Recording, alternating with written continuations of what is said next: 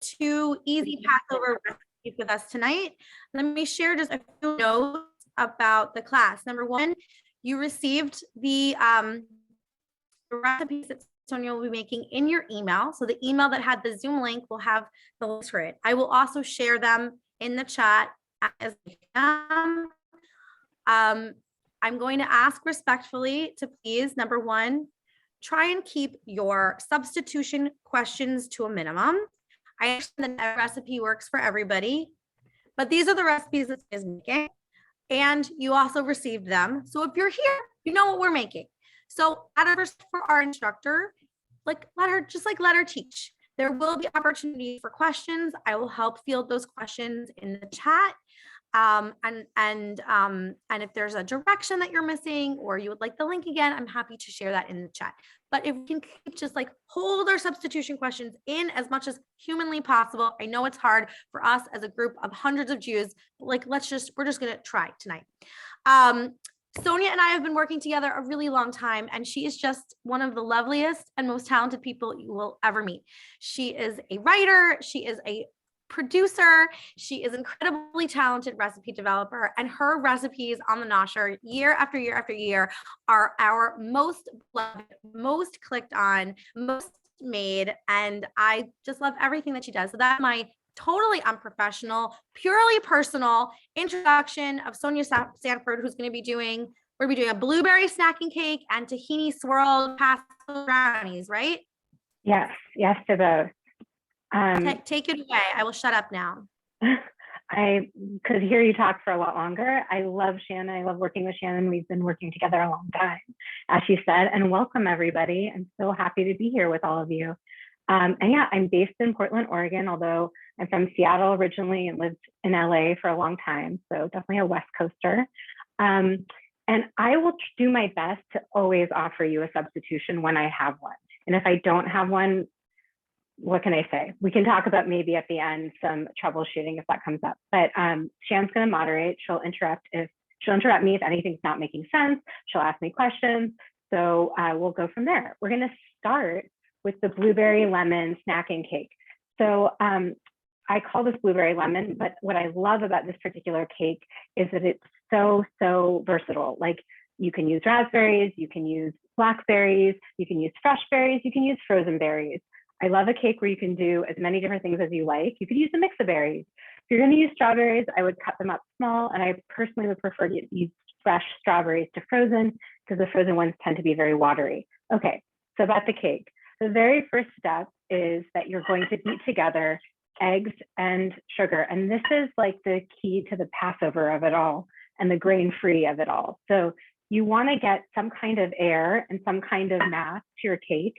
And that comes from the eggs and getting air into the eggs. So these are eggs that I've whipped. You can do this by hand, although that's quite a workout. I've done this with just a handheld mixer. I also use my KitchenAid.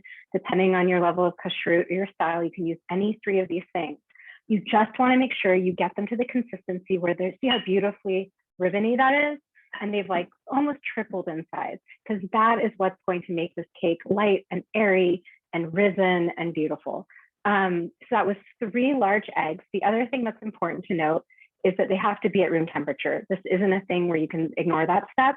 Although I will say, if you're like me and you forget to take your eggs out, the trick is to get a bowl of warm water, like not piping hot, but warm, put the eggs in there and let them sit for about 5 to 10 minutes in the warm water. They'll get to room temp that way. You might have to refill your water if it cools down too fast. Okay, so those are the things about the eggs and the sugar. Beating again until it's so beautifully ribbony. And then now that we've done all that work, creating all this air, we don't want to deflate it. So this is the next step. And I'd like to also add that that is the hardest part of this recipe, is beating eggs. And I specifically wanted to design a recipe where you didn't have to separate the egg whites and the yolks, if that's a question, because typically that is how you make flourless cakes, is you'll beat the egg whites into like a stiff meringue. And I'm not doing that here, and it's going to just work out fine. If your recipe asks you to separate and you prefer the method of using whipped egg whites, go for it. I'm just trying to simplify things. Okay, so then to this, I'm going to add, this is where all our flavor is going to be. I'm adding lemon zest. I've just zested it, 1 whole lemon. I prefer to use organic when I'm using zest, but just wash it well. If you don't want lemon zest, then skip it. Totally unnecessary. I like things lemony. The thing you can't skip is 2 tablespoons of lemon juice. This is more for the acidity, which is like going to interact with the baking soda, with all the ingredients. It's also going to add to that like beautiful texture. So you want the lemon juice. It won't add, the lemon flavor comes more from the zest. Okay, I'm adding a little bit of fat, just 2 tablespoons of olive oil or oil. It can be olive oil. It can be safflower oil. It can be canola oil. It can be cottonseed oil. But don't recommend that because it's not very good for you. It can be whatever your kosher for Passover oil is, as long as it's not too flavorful. I wouldn't use coconut here. All right, the next ingredient I'm adding to this is almond extract. This is also very, very, very optional. Almond extract is one of those things where a little goes a very long way. I use about 1/4 of a teaspoon. I'm just filling my little cap here. It's not like vanilla where you could, add an extra splash. This is not something you want to add an extra splash of. If you don't like almond extract, you don't have it, you don't want to use it because it's not kosher for Passover, don't use it. I mean, I don't mean it's not kosher for Passover. I mean, people have different levels of the products they will and won't use and what's available to them. It does add a sort of like almondy flavor, which again, I like with the lemon and the blueberry, and I also like it with lemon and raspberry, but skip it if you don't like it. And then I'm just adding a little spoonful of vanilla. Also, that's optional. If you don't want to add vanilla and you just want lemon or just want almond extract and lemon, that also works. So now that I've added all that, I'm going to whisk it again. And here I'm going to try to be careful to just whisk until it's incorporated instead of over beating it or deflating the eggs, because I've just added a little bit of liquid, as you saw. So I don't have to do much to incorporate it. That's it. That's all your flavor, aside from the fruit. The next set of ingredients are the almond flour and potato starch. Okay, so almond flour, I use super fine almond flour. I prefer that for baking. If you can see me, like it really is super fine. It's not clumpy, although it does tend to clump in the bag. So usually before I add it to the cake, I'll try to like break up the little clumps. This is a 1-bowl cake, so I'm only putting this in this other bowl for the sake of doing a demo.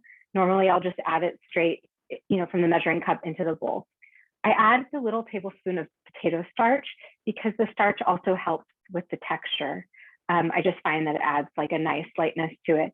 If you don't have potato starch, you can skip it.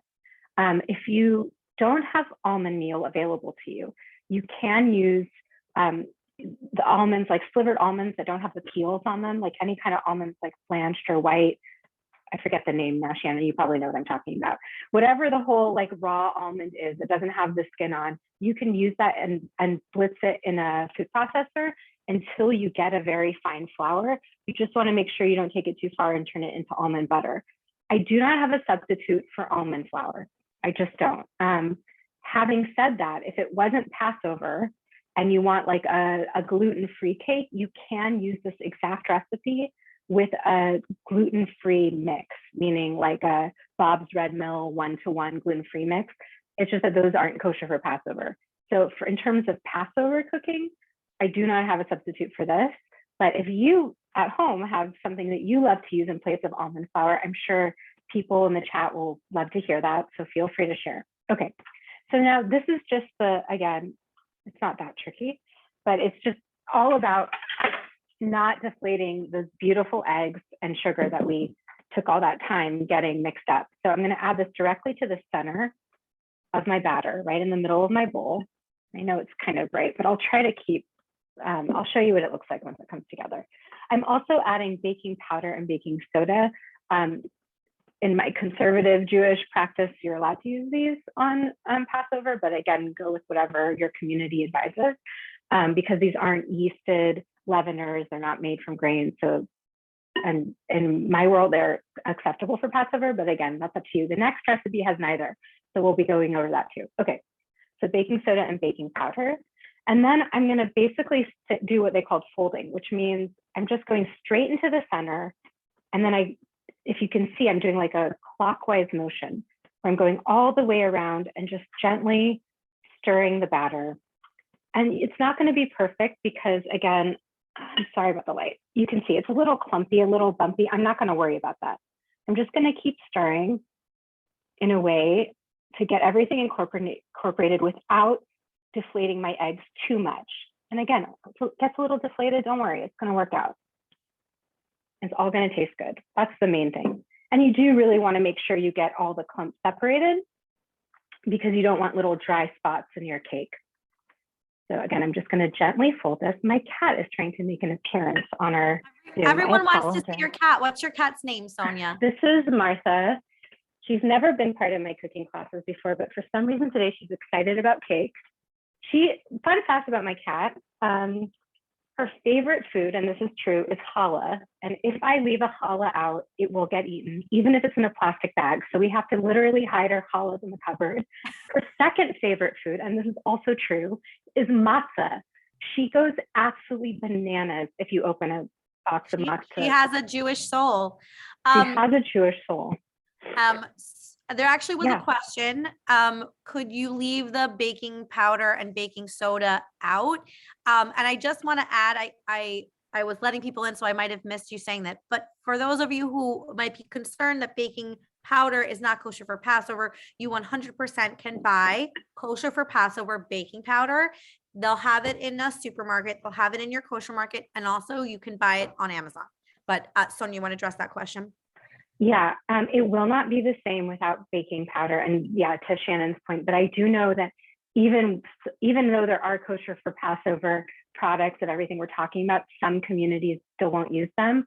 I think I haven't tested it without both. So I never like to say definitively do it, but I have done a similar cake without both. Actually the apple charlotka, Shannon, I think I don't use either. So I think you will still get a perfectly edible, albeit maybe flatter cake if you don't use it.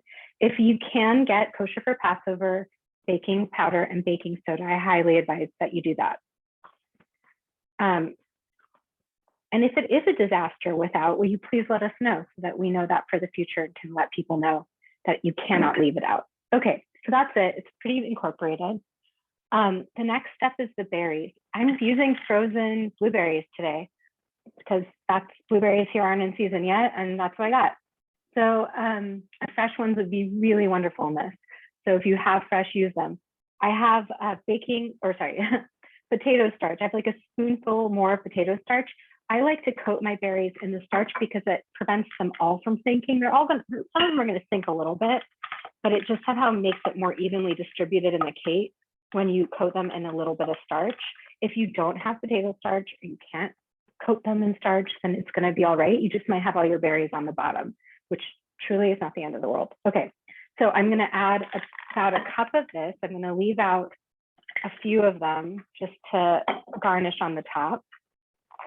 And this is all in the recipe too. And then I'm going to just very gently mix them until they're just incorporated. So that's it. I'm not going to do any more than that. If you can see there, that's what it looks like. The next step is the baking pan. I've pre-lined and pre-greased this baking pan, and you can use either round or square. You can use, but you have to use the 9-inch size. So I use a, my goodness, my language, sorry, I'm forgetting a word here. Springform pan, there we go. I have a 9-inch springform pan that I often use for this recipe, but you could also use just a regular 9-inch cake pan. This is a 9-inch square pan. It's really up to you. If you're looking to double your recipe, because I get that question often. So unfortunately, baking is not always the kind of thing where you can just double recipes and have it turn out the same. I would highly recommend that you make 2 batches because as you saw, it came together in less than 10 minutes. I mean, like I said, the longest time that it takes is to whip together those eggs and sugar. So even if that took you 7-8 minutes, the rest of it shouldn't take you much longer. So again, I would recommend using 2 batches if you need to double the recipe. However, if you really don't want to do that and you want to double the recipe anyway, because you're a rebel and you're free to be you, I would then recommend that you split it into 2 baking dishes. Do not combine it into one 9x13 casserole dish. So when you're doubling cake recipes, you still want to keep the size of the cake, like the size the cake is intended to be baked at. And that applies to most cake recipes. Okay, So now I've just added this to my baking dish in an even layer, and I'm going to add the rest of those blueberries on top. And just because I like to see a couple berries on the top of my cake, and like I said, they tend to sink a little bit, and that's fine with me, but we like the aesthetics of this. So I'll just add a few more of those. All right. And then I'm going to do as a last step, this is optional, but I love to add some coarse turbinado sugar. Turbinado sugar is just raw sugar, or sugar in the raw, has different names. So whatever coarse sugar, if you just had regular sugar, you could do that too. If you don't like things too sweet, then skip this. I just find it adds like a little bit of a nice, a crispy crust, like a little sweetness on top. Instead of that, you could always add powdered sugar. You could do both. You could do powdered sugar and the sugar. It's up to you how sweet or how sugary you want it. And now I'm just going to put it in the oven. It's at 350, and I'm going to bake that. Let me just double check the time, for 30 to 35 minutes. Always start with less time. Always start with 30, check on it. And then if you need longer, add. The other thing I'll say is once you put a cake in the oven, it's best if you don't open the oven door. So the cakes rise, like when you open a door, you release all this heat, it changes the temperature and will affect your baking. So if you can control yourself, which sometimes I can't, and I'm too tempted and I'll remember then that it deflates my cake. So as best you can, put it in the oven and don't look at it for 30 minutes. So we'll do this in real time together. And I'm gonna set the timer. Sorry for the beeping. All right, and we'll move on to the tahini brownies. Shannon, were there any other questions about that cake before we move on? There was some concern about the frozen nature of the berries. So maybe you could just address that again. They're going to be great. That's the great thing about frozen berries and this kind of cake. They're all going to cook. There's almost not a huge difference. They keep their shape. They taste like blueberries. I think of blueberries when they're fresh, or berries when they're fresh, like raspberries, they're slightly more flavorful. They're a little less watery, but it will not affect the texture of your cake in this recipe. It might in others, so I wouldn't say that for every single thing. You can always swap fresh for frozen, but in this recipe, thankfully you can. And again, if you're using another berry, like blueberries for sure, frozen or fresh are fine. If you want to use a strawberry, I think that's the only berry I would only use fresh. Raspberries, I would use frozen or fresh. Blackberries, I would use frozen or fresh. And other fruit I think would just be too large in this particular recipe. Like I wouldn't do like a frozen peach. But I think there's so many beautiful berries out there. You have a lot of options. Are there any other questions or? No, that's it about this recipe. Okay. Yep. All right. Moving on, I'm just gonna get set up here. So this recipe has no baking soda, no baking powder, nothing, like very, very simple ingredients. It's almost one bowl. You'll see why it isn't in a sec. And I really try to keep, I love this for its simplicity and because it doesn't involve too many ingredients, but it is so chocolatey and so rich. So this is a flourless chocolate tahini brownie recipe. Having said that, if you don't like tahini, leave it out. This will absolutely work as a flourless brownie. If you like another kind of nut butter, you could actually use like an almond butter. Not everyone eats peanuts over Passover, but you could use the peanut butter. You just want to make sure it's creamy and not too thick. Like that's the main thing. So if it's too chunky, it's not going to swirl in your brownie. So if you really want to use another nut butter, let's say almond butter, I would just add like a tiny drop of liquid and get it a little looser, or a tiny drop of oil, either of those. But I really do love tahini for this. And it's a favorite of every one of my clients and customers that I've ever cooked this for. And I always get asked about the recipe. It's a chewy, fudgy brownie. Okay, so the very first step is to melt your butter and your chocolate. And I do that over what's called a double boiler. And a double boiler is really a fancy name for a bowl on top of simmering water. If you have a microwave, I don't have a microwave. If you do, you can do this right in the microwave. So you can either melt your chocolate in the microwave or in a bowl over simmering water. I'll actually move this. And then once it's all melted, you'll just periodically want to stir these together to make sure. So chocolate starts to melt the butter very easily. If you want to make this non-dairy, vegan butter works great here. Margarine works great. Any kind of non-dairy butter is an excellent substitute for the butter. However, I've never tried oil personally. If you have used oil or it will use oil and that works, let me know. But yeah, non-dairy butter or real dairy butter, either work great. I'm using real butter today because I'm not serving this at Passover with a meat meal. And I do love the flavor of butter. Okay, so once your chocolate and your butter is melted, it's just very smooth and glossy and beautiful. And one thing that's nice about this brownie recipe is it's using both a chocolate and a cocoa powder. So we're going to talk about that just for a sec, because we need this to cool. I'm actually going to transfer this out of the hot bowl. And this is what I mean by one bowl. Okay, if you really want to make this one bowl because you just can't bother cleaning another bowl, and I understand that, just let this cool for a really long time. Or not long time, cool it down. It will take a little longer if it's still in the same bowl, and also use a large enough bowl that you can make the batter in. Because we're trying to do this efficiently, I'm going to move this into a colder bowl so that it can cool more quickly. I'm still going to let it cool though before I start adding anything to it, because we're going to add eggs to this, and so we don't want our eggs to scramble if the bowl is too hot. Okay.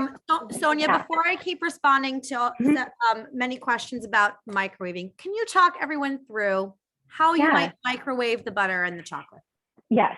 So the best technique for melting chocolate and butter together in the microwave is to combine them both in a bowl, a microwave-proof bowl, whatever, you know what I'm saying. A bowl you can put in the microwave. And then I would do 30-second intervals. So click it for 30 seconds, stir it, do another 30 seconds, stir it, do another 30 seconds, stir it until it's melted. Every microwave is a little different. It shouldn't take you that long. It shouldn't take more than a couple minutes. And that's my favorite technique for doing chocolate and butter in a microwave. Is that what you do, Shannon? Yeah, that's exactly what I do. And I would have said exactly the same thing you did, which is everyone's microwave is different. Everyone's microwave is different. Everyone's oven's different. Everyone's everything is different. So more what you're looking at is it melted? Great, you're good to go. So the other thing I'll say is about the chocolate itself. I'm using a bittersweet chocolate, which is something in like the 50 to 60% range. You know how chocolates all now have like percentages of cocoa on them. So I prefer bittersweet for this because I don't like super crazy intense chocolate. However, if you love like the darkest of darkest chocolate, you can use 70% in this. I wouldn't go into baker's chocolate or that, you know, super, super bitter chocolate, but my preference is bittersweet. You could also use semi-sweet, which I think is around 50% too. I would not use milk chocolate in this.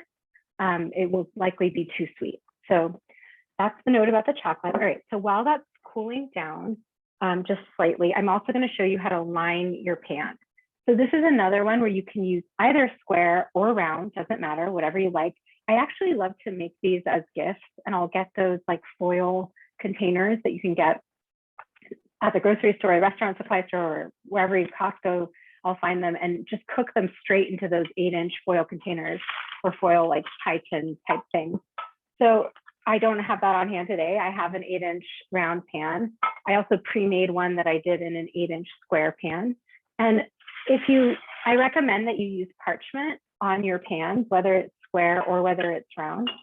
And one trick to do a round piece, so like, how do I do that? And parchment can be really annoying for people. And this is the trick. So you take a square of parchment, you fold it in half, and then you fold it in half again. Okay, now you have a point. Like there's these floppy points, and then this is where it's folded, you have a point. Fold that again, like a triangle. This video will be online, you can reference it again. Now you have like this, fold it again. Okay, so now you have like this shape. Take your pan, stick this in the center, and estimate where you need to cut it. So it's from the center to the edge, and then you just snip it. Let's see if I got the right size. Sometimes you have to do it again. All right, so there's my circle. voila, fits pretty perfectly. My other one was a little bit better. So, okay, that's how you do parchment in a round pan. You do want to really make sure that you grease your pan well. I'm going to use a little bit of butter. You could use spray, you could use oil, you can use whatever you have that will get some kind of grease on your pan. And then I do both the pan itself, and then I put the parchment in, and then I do the parchment too. And this will just prevent it from sticking. Having said all that, if you're using those foil things, for whatever reason, I never line them with parchment and they never stick. I think because foil is a slightly different property than baking dishes. So you don't need to line a disposable foil cake pan. All right. That's set. Let's test our chocolate. Again, I'm just waiting for it to cool. And it's pretty cool to the touch. And that means I can move on and start adding my other ingredients. All right, so the next ingredient is sugars. And I have a pinch of salt here too. Salt is really gonna bring out the flavor. You don't wanna skip that in desserts. You don't taste it as salty, you just taste it as a better flavor. So this is regular granulated sugar. Mine's organic, so it looks a little brown. And then brown sugar. If you don't wanna use brown sugar, you can use all regular sugar. I like the brown sugar because it adds a little bit more caramel nuttiness to it. But totally skip it if you don't have it or don't want to use it, or for whatever reason, or you just want to keep it simpler. So that's 3/4 of a cup. I believe that's half a cup of granulated sugar and a 1/4 cup of brown sugar and that salt that I mentioned. And then I'm going to just stir that up. Okay, and I'll show you.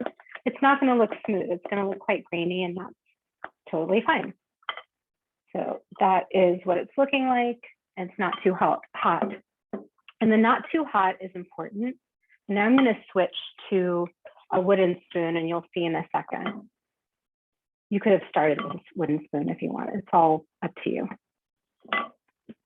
Okay, so I have eggs. Again, I have these at room temperature because I generally like baking with room temperature eggs unless you're explicitly told otherwise. But I've done this with colder eggs. If you're using cold eggs straight from your fridge, just make sure that your chocolate really is cooled down. And if, again, you are nervous, you can always warm up your eggs in warm water.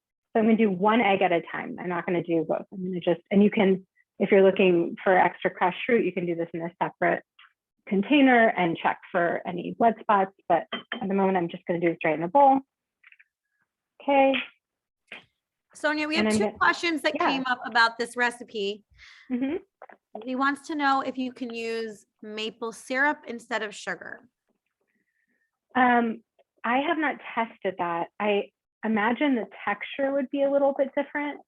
If you're looking for a refined sugar substitute for this recipe, I would personally recommend coconut sugar. Again, I haven't tested it, so I don't want to tell you for sure it's going to work perfect, but that's my go-to if I'm replacing refined sugar. And then someone else wants to know light or dark brown sugar. Oh, either works. I use light, but either works just fine. Okay. I think, Sherry, I'm going to say she just answered the question, right? The question is like, can you use honey or maple syrup instead of the sugar? And what Sonya said is that it could alter the texture, right? That's the takeaway. Yeah, it really does.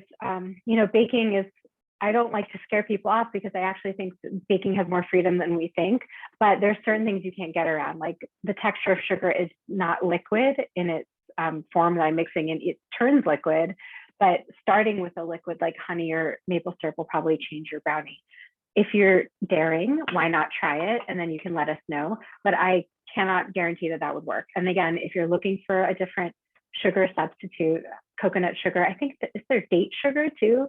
Shannon, have you seen that? There's other kinds of like there might be. Sugar. I think coconut sugar is pretty regularly available now in your average supermarket. So I would go with that one. So I'm going to add my second egg now. I just incorporated my first. I just did it with a spoon. You don't need a whisk. You don't need any fancy equipment for this recipe, which is another reason I love it. It's one of my favorites for people who are learning to bake. Okay, so I just added my second egg. It's now getting a lot glossier and gloopier. Sounds better. It's good. It's almost there. Okay, so this is the last step. You can already see this is a very easy recipe. I use a mesh sieve. If you don't have one, it's okay. Your brownies might be slightly lumpy and it will be all right. But if you do have one, I love this extra step. which is not another bowl, but just putting this over my bowl, I add my potato starch and my Dutch processed cocoa. Dutch processed cocoa is different than like your Hershey's cocoa or regular cocoa. If you can find Dutch processed cocoa, it will work better in this recipe. If you cannot, if it's not humanly possible, then use your other cocoa that you have, but it does affect the texture and the taste. There's just some kind of chemical process that's different with how Dutch processed cocoa is made versus your standard cocoa powder. So I always use Dutch process in my baking. And then again, potato starch. This I don't have a substitute for, except for cornstarch, which is not kosher for Passover. So if it's not Passover, you can absolutely use cornstarch instead of potato starch in this recipe. Or if you eat corn at Passover and eat cornstarch at Passover, that's another thing to do, and that's gluten-free. You can get, totally gluten-free cornstarch. But I use potato starch both for Passover's sake, and that's what I have. And then I'm going to add both of those into the mesh strainer sieve, and then I'm just going to tap it out. And that's just going to make sure it's not lumpy. But as we've just discussed, if you don't have this, don't worry about it. Just throw it in. And what is here's a really good question from somebody. What's the difference between almond meal and almond flour, and can you use them like the same way? No.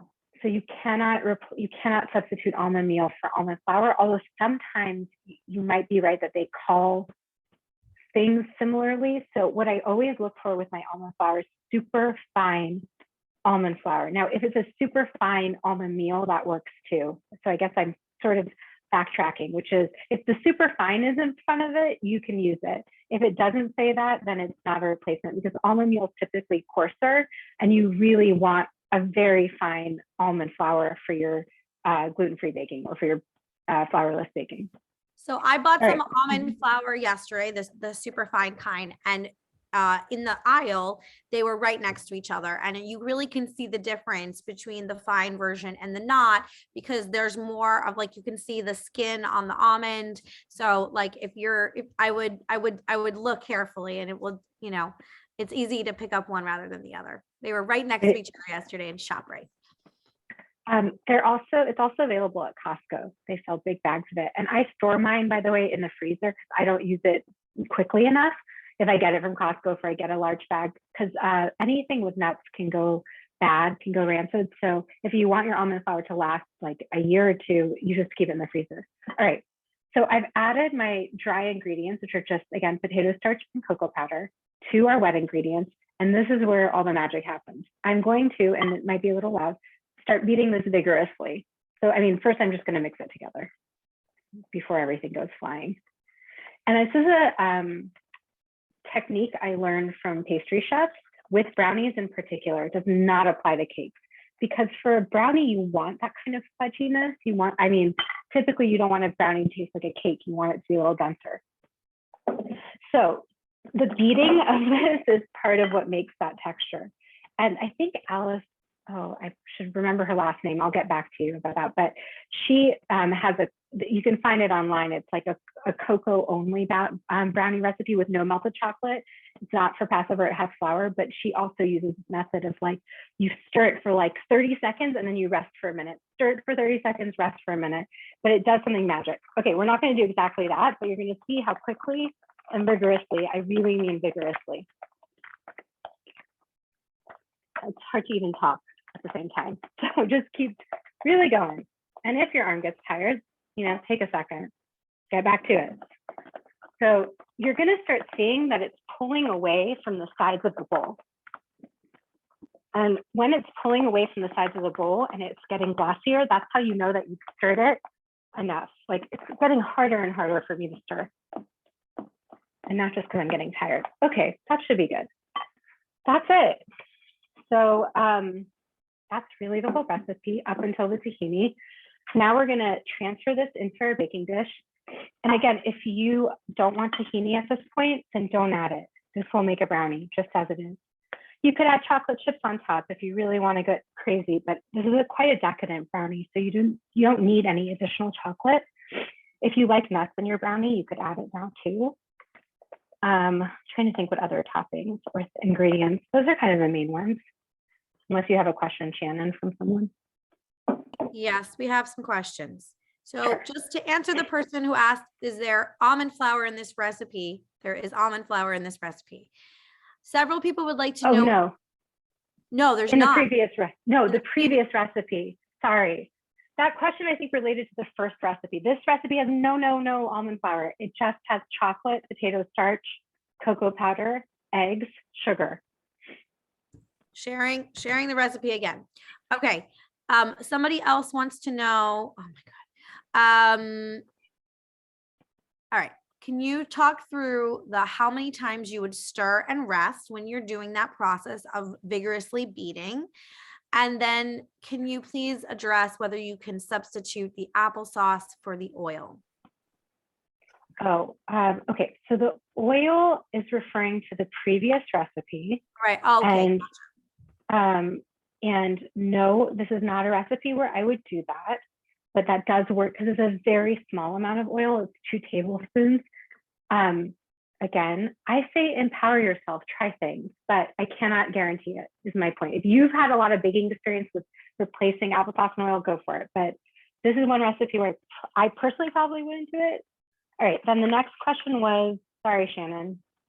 What was the other one? I'm sorry for, I was trying to wait until the end to ask any questions about the previous recipe. No, Okay. it's totally fine. We're So good. no, so to just clarify, there's no almond flour in this recipe. I just shared it again in the chat. The other question that came up was around the process of vigorously stirring. How many times did you stir and rest and stir and rest? Like, what does that look like?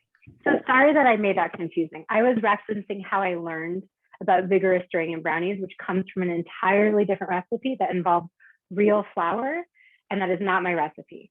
For this recipe, it's in the recipe how to stir, and you saw me do it. It was very, very vigorous. I probably did it for 30 seconds to a minute. If you get tired while you're doing it, you can take a break and start back up again. So if it takes you 5 minutes, don't worry about it. But what you're looking for, less about time and more about what you're looking for, is you want it to stir it so vigorously that it starts coming away from the sides of the bowl. Like you'll start seeing it's going to get real glossy, it's going to get hard to stir, and it's going to come away from the sides of the bowl. And that's when you know it's done. So if you're a super strong human, you might be faster than me.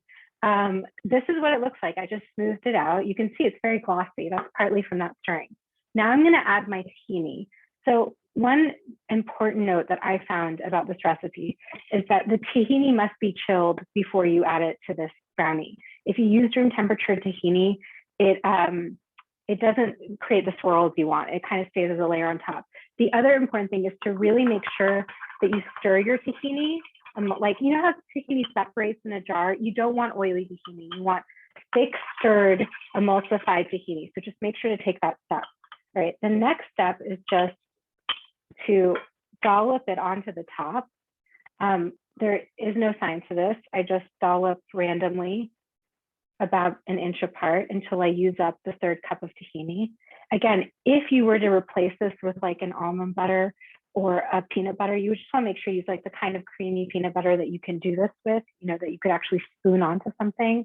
If it was almond butter, you might want to add, it depends on your almond butter, but you might need to add a little bit of oil, a tiny bit of water. I wouldn't add too much, but just enough that you can stir it. Okay, I've dolloped this around. I'm just going to take my knife, and now I'm just going to go in one direction. I'm going to start making kind of S shapes in one direction. You can do this with a knife, and you can do this with a toothpick. You could do this with whatever you want. Okay, so I went like this motion, up and down, kind of these S shapes. Now I'm going to go in the opposite direction. So that was vertical. Now I'm going to go horizontal. And I'm going to do S shapes in the other direction. And then if I don't, like, this is a quite liquidy tahini, sometimes it's thicker, then I might just like do some swirls that I like just to make it look swirly. You can play around with this. And no matter how you do it, it's going to be delicious. If your swirls aren't perfect, if your tahini gets a little runny, don't worry about it. People love these brownies, and so they'll be happy that you serve them, and you don't have to worry about it being too perfect. Okay, if you want to add like a salty element to this, I recommend adding flake salt, but only when it's out of the oven. I wouldn't do it at this stage because it just melts into the brownie. So what I do if I'm adding flake salt on top to add just like a saltiness to this, I'll take the second it comes out of the oven, I'll put it on top. Right, let me put this in the oven. We have I'm gonna wait. We have 6 minutes on the other cake, which I'll show you. In the meantime, I have a brownie that's done.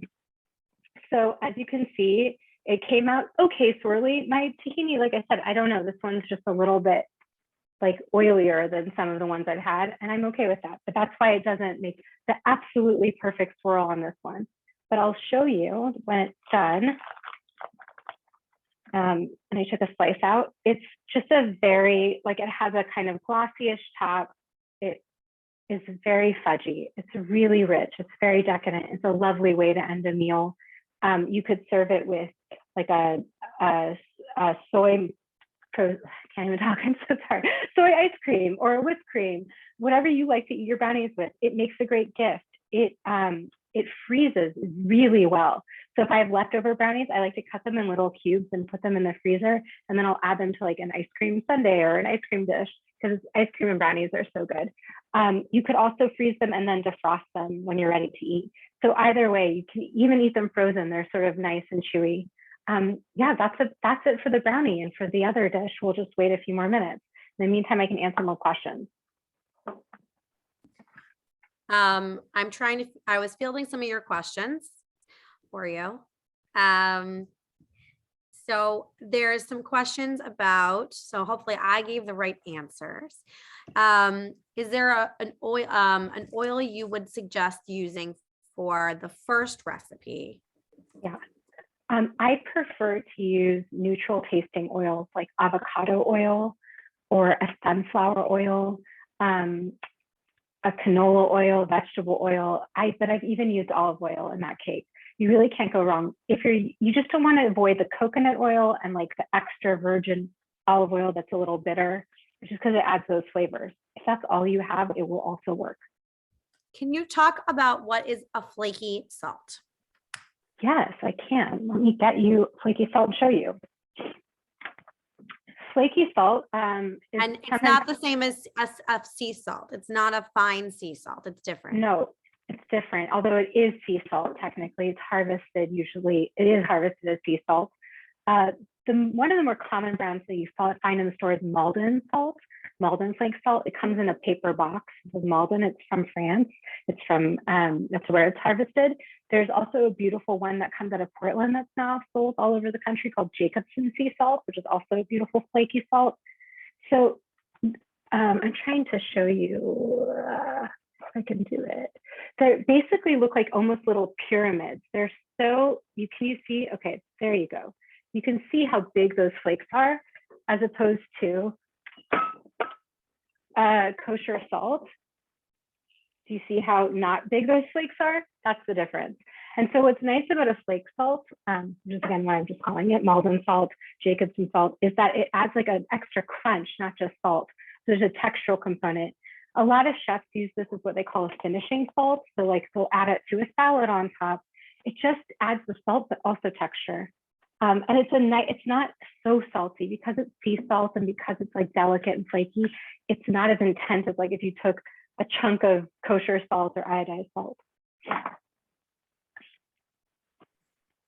Yeah, there's a couple more questions. Sorry. Sure. So, okay.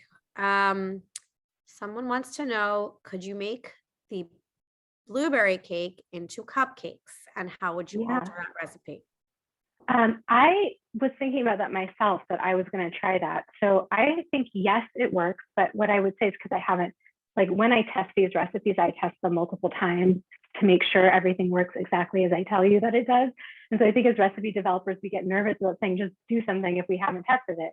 But if you were going to take that batter and put it into cupcakes, the biggest things is that the cooking time would change. It would likely take a little less cooking time. So what I would try if I was doing it is I would put it into my lined cupcake tins, and I would start with probably 18 to 20 minutes and then check on it. Great. Thank you so much. Sure. Somebody wants to know, can you use a pie pan? I don't know for which recipe, But Okay, so for the brownies, definitely. This is basically a pie pan. And for the cake, it's a 9-inch. So I think it would be, it depends if it's a deep dish pie pan, yes. And it's 9 inches, yes. If it's not, no. And that's the other thing is like, when I say the inches, I really do mean those sizes. So if you don't have 8-inch or 9-inch, it won't come out the same. That doesn't mean it won't work, but it will likely be like the brownies. These are both 8-inch containers. I'm going to pick this up again. If I did this in a 9-inch, imagine how flat that would be. It just wouldn't be the same, and it would take a lot less time to cook.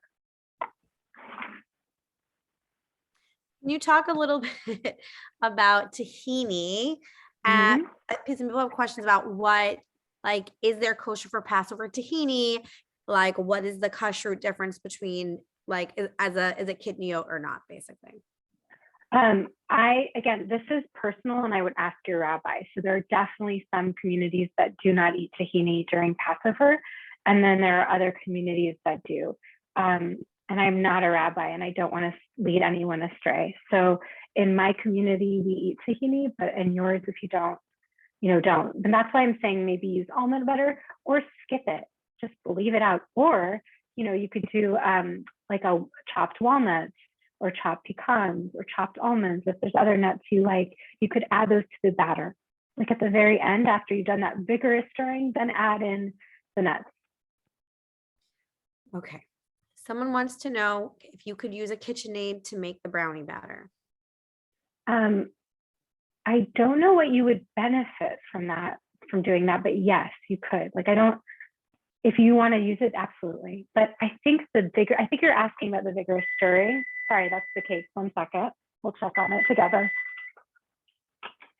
Okay, and it's done, so I can show that for you.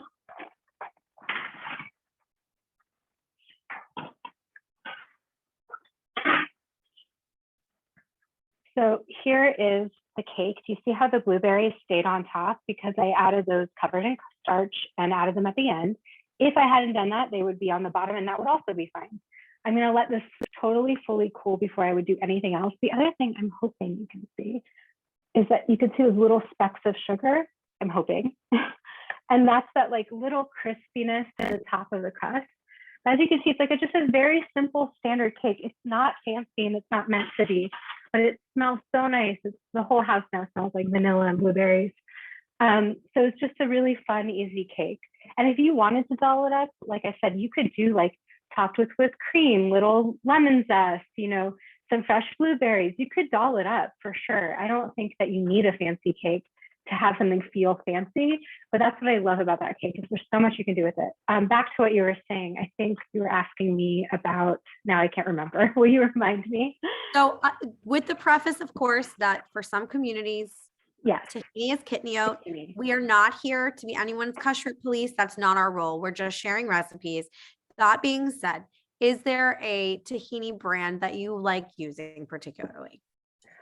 In general, my favorite tahini is either Sum tahini or seed and mill tahini.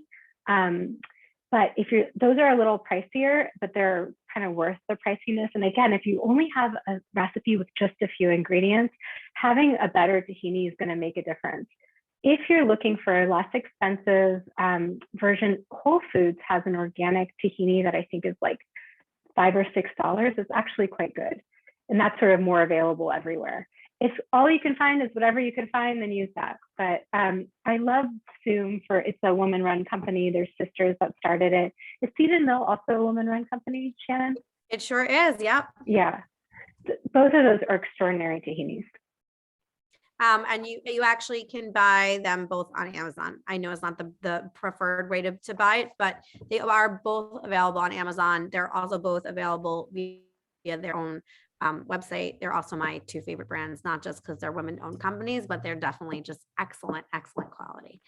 It looks like we are slowing down. If you have any other pressing non-substitution questions, speak now or forever hold your peace. I put the names of the tahinis in the chat. So just scroll up, but it's Sum or Seed and Mill. Those are the two brands. And And I would just say yeah, No, I I was have just gonna say last call for questions, and please go ahead, Sonya. yeah. While we're doing our last call for questions, I would also say in the easy Passover desserts thing, the other one of my go-tos is really to do chocolate covered fruit, because I feel like you can never lose with chocolate covered fruit, and it's a great garnish. Like what I'll do is often make like a dessert platter. So I'll do the brownies and I'll do the cake, and then I'll do some chocolate covered strawberries, some chocolate covered, I do chocolate covered oranges. I love those. But anyway, whatever fruit you like to do. And that's literally just taking chocolate and melting it. And I will try not to confuse anyone. Like a little bit of oil. I usually do a spoonful of coconut oil. That's the best one for this, but you could use another oil, like a teaspoonful, like to the amount of chocolate in the recipe for the brownies. I think that's like 8 ounces. And then I just dip things in that. You can also Google like chocolate dipped fruit. There's probably 4,000 recipes, but that's my other like, what do I do at Passover? I don't have time. I don't want to bake. That always works. I love that. I love that idea. All right. Looks like everyone's just singing your praises. Oh, thank you so much. You're one of my favorite chefs, says Sherry. Oh, me too. Thank you. I just want to add that, first of all, I'm so happy to be with you all today. It really is so fun for me to get to do this. And thank you, Shannon, for having me. It's a pleasure. I know things get stressful around the holidays, so I hope this makes you feel a little calmer going into your cooking and baking. And also, if you are ever interested in classes, I offer classes privately and for groups. And you can find out about that on my website, which is www.sonyasanford.com. You can also follow me on Instagram at Sonya Michelle Sanford. I post about classes and workshops, and I post all my recipes there. So I love hearing from people. If you email me, I will always respond, but just check your junk folder because sometimes it goes there. And I also respond to DMs. So I love to chat with you all. Thank you guys so much for joining us tonight. And tomorrow night will be our last Passover class for this year. And it'll just be me answering questions. Non-substitution questions. No, just joking. All the questions. That's what we're doing tomorrow night for a whole hour. Just bring all of your questions. I have a couple of special guests joining who are experts in different types of Passover cooking and baking.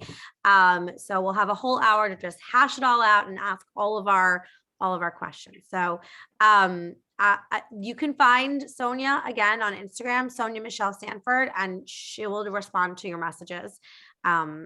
She's very good like that. Thank you guys so much. Have a wonderful Passover if we don't see you tomorrow. And Sonya, thank you as always for sharing yourself and your amazing recipes. Thank you, Shannon. Have a wonderful Passover, everyone. Thanks. Bye. Bye.